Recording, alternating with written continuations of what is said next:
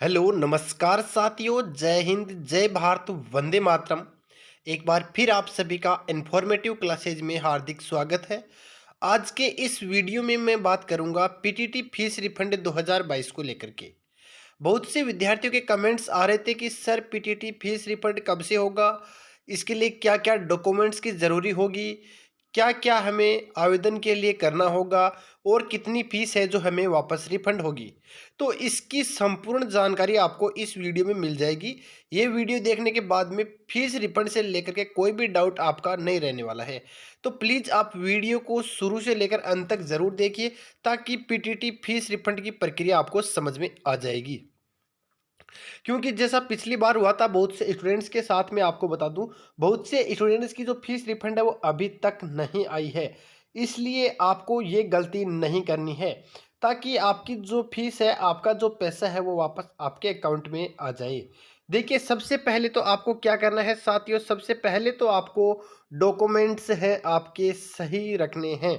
Documents आपके पास में चाहिए, एक आपका आधार कार्ड, आपका रिजल्ट, आपका काउंसलिंग आईडी और आपकी दोनों रसीद, ये आपके पास में चाहिए। इसके अलावा चाहिए आपके पास में स्वयं का बैंक अकाउंट। स्वयं का बैंक अकाउंट अगर आपके पास में नहीं है तो रिफंड होने में बहुत सी दिक्कतें आ सकती है। हाँ, हो सकता है पीटीटी ये जारी कर दे कि आप माता या पिता दोनों में से किसी एक का अकाउंट लगा सकते हैं, लेकिन मेरे हिसाब से ऐसा नहीं होगा। क्योंकि जो विद्यार्थी ग्रेजुएशन कर लेता है उसके पास एक स्वयं का बैंक अकाउंट होना बहुत ज़रूरी है। यानी बीएसटीसी के स्टूडेंट्स को इस प्रकार की सहूलियत दी जा सकती है कि वो माता या पिता में से किसी का जो बैंक अकाउंट लगा सकता है। लेकिन जितना आसानी से पैसा आपके खुद के अकाउंट में आएगा, उतनी आसानी से पैसा किसी और के अकाउंट में नहीं आने वाला है। तो आप लोगों को मैं ये बता देता हूँ कि आप स्वयं का अकाउंट खुलवा लीजिए, जिसके लिए आपको पैन कार्ड और आधार कार्ड लेकर के आप बैंक में जाकर के ऑनलाइन अपना खाता खुलवा सकते हैं। आप ये मिनी एसबीआई बैंक से भी अपना खाता खुलवा सकते हैं। सबसे पहले तो आपको ये बता दूं कि आप खाता है वो एसबीआई बैंक का ही खुलवाएं, क्योंकि बहुत सी ऐसी चीज़ें आपको मिलेगी जिसमें आपको एसबीआई का अकाउंट ही मांगा जाएगा। इसलिए प्लीज़ आप सभी जो इस विद्यार्थी अकाउंट खुलवाएं वो एसबीआई का खुलवाएं, ताकि आपको आगे भी कोई दिक्कत नहीं हो। इसके अलावा बात बता दूं आपको, पीटीटी में कितनी फीस आपको है रिफंडेबल है। तो यहाँ पर ये मैं आपको बता देता हूँ, आपको यहाँ पर एक तो होगी आपको 4600 रुपये फीस रिफंडेबल, और एक जो प्रकार के स्टूडेंट्स होगी उसको होगी 4400 रुपये फीस रिफंडेबल। अब ये सिस्टम क्या है? ये सिस्टम ये है कि अगर आपको कॉलेज नहीं मिली है तो आपको 4600 रुपये रिफंडेबल है।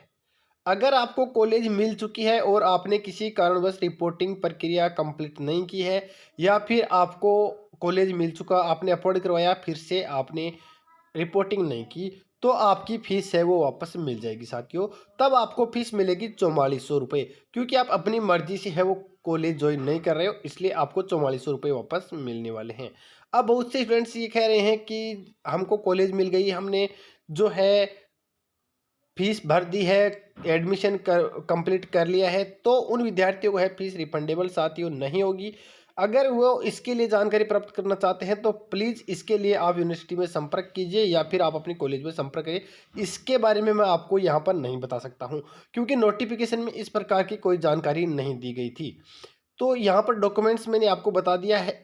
आपका जो रिजल्ट आया था वो, उसमें काउंसलिंग आईडी उसकी ज़रूरत पड़ सकती है।